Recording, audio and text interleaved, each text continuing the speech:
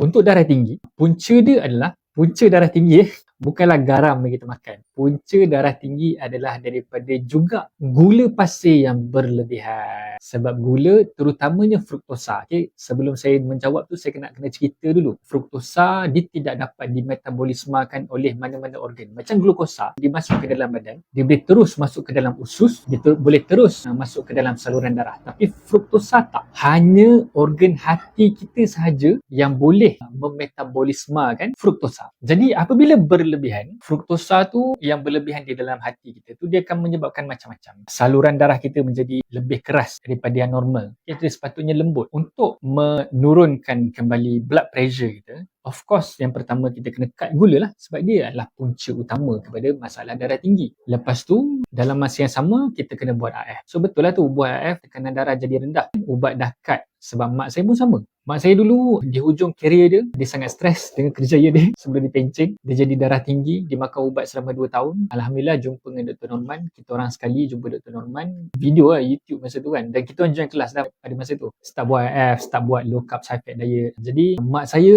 daripada overweight macam saya juga, kita orang sama-sama dapat berat badan ideal. Dan ubat darah tinggi dia, doktor mula kurangkan sedikit demi sedikit.